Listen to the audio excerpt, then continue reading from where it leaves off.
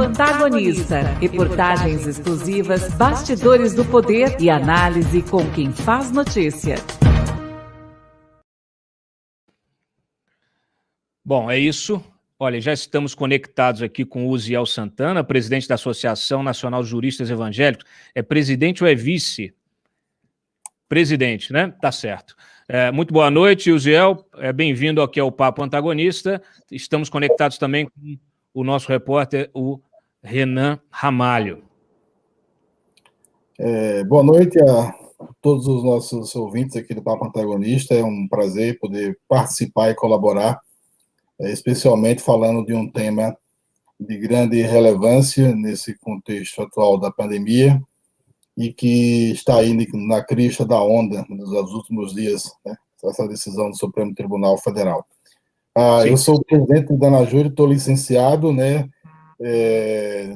Nesse tempo, a doutora Edna Zilli, a nossa presidente, mas fui convocado como autor da petição da DPF e estou aqui à disposição do...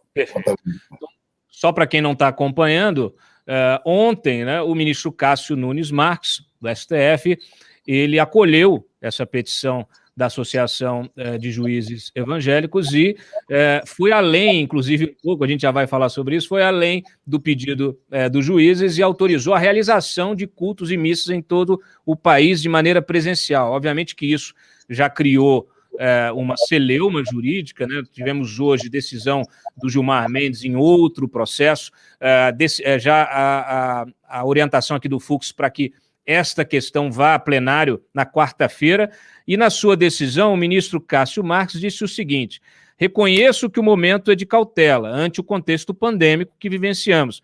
Ainda assim, e justamente por vivermos em momentos tão difíceis, mas se faz necessário reconhecer a essencialidade da atividade religiosa, responsável, entre outras funções, por conferir acolhimento e conforto espiritual. Fecha aspas aqui do ministro Cássio Nunes Marques. Olha, de fato, nós estamos no pior mês da pandemia, desde que ela começou. Estamos com previsões aí de que o mês de abril termine com mais de 100 mil mortos, né? E, neste momento, então, o ministro decide permitir, liberar cultos e missas e outras atividades religiosas aí. Eu te pergunto, Zé, explica um pouquinho. Vocês pediram o que exatamente? O ministro parece que entregou mais do que o que vocês pediam, é isso? Olha, nós, na ANAJURE, o ano passado, no contexto da pandemia, é bom se esclarecer desde o início, nós temos orientado as igrejas e feito recomendações, em especial que se adotem todos os protocolos de biossegurança, né? Mas o que a gente tem visto do início da pandemia, em março do ano passado até hoje, são situações de violação, não só da liberdade religiosa, mas outras liberdades civis fundamentais. Então, preocupados com isso, a gente, num primeiro momento, nós orientamos e recomendamos às igrejas, em geral, que elas adotassem as devidas cautelas. Era uma situação nova na humanidade, né? Um vírus que tem matado muitas pessoas em todo o mundo, e a igreja, então, deveria se pautar, inclusive, por aquilo que os estudos científicos estavam apontando inicialmente. Mas isso foi no contexto inicial.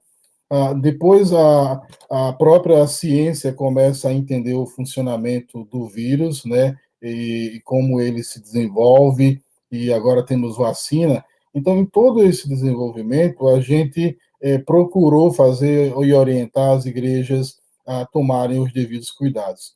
Só que acontece, nós montamos um observatório das liberdades civis fundamentais e começamos a receber casos no Brasil inteiro de violações, as mais irrestritas. Casos, por exemplo, em que a polícia entra numa casa onde havia um culto doméstico, ou seja, entre pessoas da mesma família, e simplesmente porque elas cantavam lá alguma música, um louvor, o vizinho aciona a polícia vai e impede aquele culto doméstico. Então, essas situações nos fizeram refletir que era preciso, já que nesse consórcio entre governo federal, estadual e municipal, havia muito conflito e havia uma decisão anterior do Supremo Tribunal Federal dando esse poder para que estados e municípios pudessem também, de modo colaborativo, adotar medidas, a gente então começou a dizer, olha, é preciso que o Supremo Tribunal Federal também ele reconheça as violações que estão acontecendo. Então, nós distribuímos 3 ADPFs, né, que são arguições de descumprimento de preceito fundamental da Constituição. E elas têm 3 objetivos. Uma, o ano passado, antes mesmo do toque de recolher se tornar algo assim, digamos, democrático, né? Porque eu acho que todos os municípios têm adotado o toque de recolher, embora a gente não esteja em estado de defesa de sítio, a gente então começou a dizer, olha, é preciso que haja uma normatização, é preciso que o Poder Judiciário possa olhar isso aqui e, sobretudo, o Supremo. Então, distribuímos 3 ADPFs, uma sobre o toque de recolher, a outra sobre, porque além da não possibilidade de realização do culto presencial, em alguns entes estava se impedindo, inclusive, das igrejas realizarem suas transmissões online, e uma outra DPF, justamente porque nos planos de retomada de todos os municípios e estados se falava em retomada econômica, como se a vida social se limitasse à economia. Não havia retomada cultural, não havia retomada religiosa. Então, nós dissemos, já que o Supremo tem dado a última palavra sobre muitas coisas, já que há uma judicialização do poder constituinte originário, então que o Supremo venha e julgue sobre esses 3 aspectos. É isso que nós colocamos em 3 ADPFs. Essa específica do ministro Cássio, o pedido dela, só melhorando um pouco o que você diz aí, a nossa construção ela é no sentido de que não se impeça ao menos, né, a realização de transmissões online, mas o nosso pedido ele não se limita a isso. Ele fala que a igreja ela não pode ser fechada indistintamente, de modo arbitrário, sem que nos casos em que ela não está gerando aglomeração. E ora, se uma igreja, ela, por exemplo, ela no seu funcionamento diurno, ela recolhe donativos para distribuir com pessoas que necessitam, ou alguém que procura um pastor para um aconselhamento pastoral, como se faz isso? Como que o poder municipal e o poder estadual vem e diz simplesmente a igreja ela tem que permanecer fechada? Isso é arbitrário. Então, o ministro foi sensível. É uma decisão corajosa. Eu entendo que é uma decisão que ela é, digamos, retardatária, e o ministro Celso de Mello poderia ter feito isso antes da sua aposentadoria em novembro, e o ministro Cássio, que teve pouco tempo, entendeu que agora na Páscoa, onde fiéis do mundo inteiro, né, bilhões de cristãos do mundo inteiro comemoram a Páscoa, então que se fizesse isso, e a decisão dele não é indistinta, ela estabelece, entendo que aí o Supremo está indo na direção do que tem sido decidido, ou seja, está atuando realmente com um braço mais executivo, mas ele estabelece um protocolo ali que deve ser seguido. Então, é isso que a ANAJUR objetivou. Ok. Renan Ramalho, pergunta. Tudo bem, Uziel?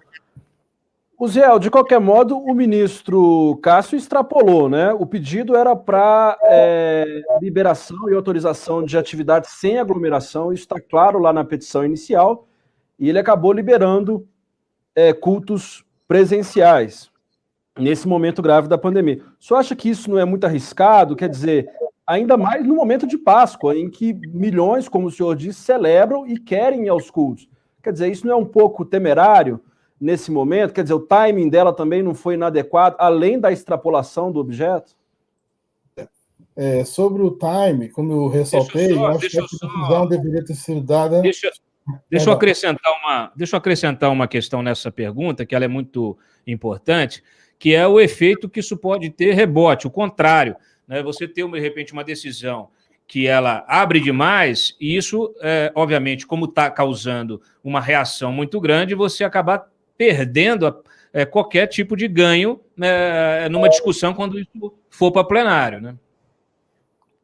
Bom, sobre a pergunta do Renan, eu acho que se o Supremo demorou a enfrentar a questão, nesse caso específico, a decisão deveria ter sido tomada lá atrás pelo próprio ministro Celso de Mello, já que a nossa DPF do primeiro semestre ainda de 2020, talvez isso possa ser explicado pelo hoje ex-ministro, ele possa ter as razões para isso.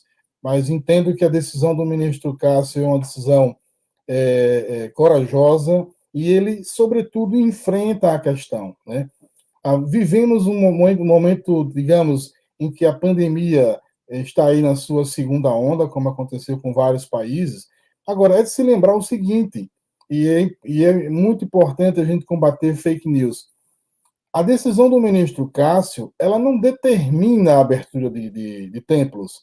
Ela simplesmente permite, dizendo que não cabe ao poder público, indistintamente e sem critério, vetar o funcionamento por completo de uma igreja, enfim, de uma religião. Tanto é assim que muitas igrejas, no caso evangélicas, nesse final de semana, fizeram a sua transmissão online, porque entendem que, como a Anajure tem recomendado desde o ano passado, se há um colapso no sistema de saúde, se os números naquele município não permitem que haja digamos, um afrouxamento das medidas sanitárias, então que a liderança da igreja, usando a sua consciência, possa assim fazer. E foi feito, né? Muitas igrejas evangélicas, também algumas católicas, elas preferiram assim.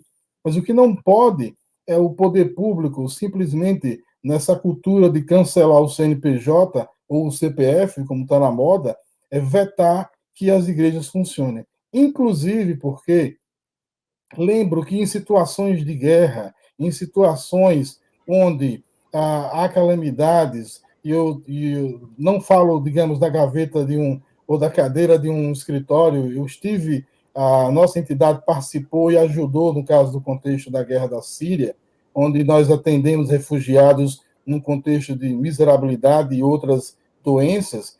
É a igreja que, nesses momentos, foi assim na Primeira Guerra, na Segunda Guerra, quem usou seus templos para atender essas pessoas, para que pudessem dar esse consolo espiritual. Então, mas são situações são diferentes. valores constitucionais que precisam aí ser sopesados. Mas são situações diferentes, né? Agora você tem um problema, assim, embora que se fale em guerra, né, uma situação de guerra, na verdade você tem uma situação bastante específica que você não pode ter aglomeração. Então, assim, o senhor acha que a igreja tem que funcionar igual um comércio normal, abrir com restrições de entrada, entram só 4 por vez, mantém uma fila, porque, no fim das contas, é bem diferente, né, de uma situação de você até usar os templos religiosos para acolher pessoas. Vamos lá, então. Não é questão do que você acha ou do que eu acho, né? A gente tem uma Constituição e tem uma lei. O decreto 10.282, ele coloca a atividade religiosa como essencial. Se isso deve estar ali ou não, é uma discussão que cabe ao legislativo ou ao executivo na sua esfera específica. O que a Anajure está pugnando aqui é para que tratados internacionais que falam sobre a liberdade religiosa, a própria Constituição, e no caso específico, o decreto, sejam cumpridos, né? Agora, evidentemente que e a igreja tem feito isso, as igrejas são muito vigiadas no nosso país, né? E se você observar, os casos de violação à regra sanitária são exceção, eles não são a regra. E não há nenhum estudo, absolutamente não há nenhum estudo em igrejas no nosso país em que se demonstre que ali foi causador de um número tal de casos no município, no estado. Pode ser que isso venha a acontecer, mas a palavra da ciência nesse sentido não existe. Eu não quero com isso negar a gravidade do fato, ao contrário, como disse, a Anajure tem orientado as igrejas, inclusive ano passado, quando não conhecíamos o fenômeno, a suspender as suas atividades, tendo em vista a situação caótica em que nos encontramos. Agora, isso não dá o direito de que o poder público estadual e municipal possa, sem estarmos no estado de defesa ou de sítio, limitar as liberdades civis fundamentais. A própria Constituição estabelece os parâmetros para isso. Perfeito. O Renan, mais uma pergunta para a gente ir encerrando? Ziel, independente do mérito dessa questão sobre liberdade religiosa, direito à saúde, o senhor não considera também que talvez as igrejas, nesse momento, estejam sendo usadas politicamente? Eu estou perguntando porque essa ação chamou a atenção de 2 candidatos aí a ministro do Supremo, e que para a vaga que está reservada para um ministro terrivelmente evangélico, como vem prometendo o presidente Bolsonaro, que é o André Mendonça na AGU e o Augusto Aras na PGR. Então, há interesse legítimo em favor das igrejas ou em favor deles mesmos, tentando aí se tornar o favorito ou mais conquistando aí também as lideranças evangélicas para chegar no Supremo? Como é que o senhor vê essa questão? Olha, eu entendo a sua preocupação, Renan, mas essa pergunta não me cabe, né? Eu não sou nem o ministro André e nem o Procurador-Geral da República. Posso assegurar que a ANAJURE fez isso ano passado, não havia nenhuma vaga específica para essa questão aí. O nosso objetivo, volto a repetir, é resguardar a liberdade de culto das pessoas, das suas organizações, e ressaltar o papel essencial das igrejas no enfrentamento da pandemia. E lembro também que não é apenas uma posição nossa. A OMS, o ano passado, se manifestou de modo categórico, dizendo o quanto a espiritualidade é importante e recomendando às igrejas que fossem abertas que adotassem tais e tais protocolos. Inclusive, se eu não me falha a memória, ela coloca o espaçamento de 1 metro entre pessoas, quando na realidade, né, a decisão do ministro Cássio estabelece 25%. Então, você coloca um ambiente aí que cabe 100 pessoas e ele coloca 25, nós vamos ter muito mais do que 1 metro de distanciamento. Então, essa é a nossa posição. Se há interesse político de quem quer que seja, esse não é o interesse da ANAJURE. A ANAJURE tem trabalhado tecnicamente, do ponto de vista ético, não cedemos a nenhum interesse. Alguns falam, as igrejas querem ficarem abertas para faturarem. Isso é um absurdo. Isso é quem não conhece o papel social de uma igreja. Isso fala àqueles que estão atrás de escritórios ou nos seus gabinetes, que não conhecem o pastor do interior, que vai lá entregar a cesta básica para quem não tem o que comer. Tanto é que nós fizemos uma nota pública o ano passado também, recomendando às igrejas que adotassem fundos de caridade, fundos de amor. Agora, se há desvio de um ou outro, que o abuso seja punido, mas que não se venha a usar a Constituição de modo a mitigar. E, por último, apenas, só porque é importante isso, eu comento a fala do ministro Marco Aurélio. O ministro Marco Aurélio questionou a nossa legitimidade, mas em ação semelhante de uma outra instituição de natureza privada, a sociedade civil, ele fez encômios à tentativa, deferiu e ainda disse que deveria ampliar o rol do artigo 103. Então, como é isso? O Supremo ele é seletivo em quem pode acessá-lo? Lembra mais ainda, o ministro Marco Aurélio, numa canetada só, ele derrubou o presidente do Senado Federal, e numa urgência, numa rapidez que se pode questionar. É uma decisão judicial, cumpra-se. Então, assim, eu acho que é preciso que o Supremo, e o Supremo deve fazer isso em plenário, possa compreender que o momento que vivemos é grave, de fato, mas que as pessoas, muito mais do que uma retomada econômica, têm outros valores, e a religião é um valor basilar da raça humana desde que ela existe. Uziel, só para encerrar aqui, dentre essas atividades emergenciais, até como você bem colocou aí, igrejas têm esse papel, né, essencial aí, eu lhe pergunto se vocês têm previsão de acolhimento, conforto espiritual nas UTIs, né, onde as pessoas estão morrendo. Vocês têm esse tipo de atividade prevista assim, nesse rol aí de atividades de acolhimento e de conforto espiritual? A ANAJURE tem uma assessoria pro bono, né? Nós trabalhamos em vários temas nessa área. Por exemplo, na pandemia atendemos refugiados que aqui estão no Brasil.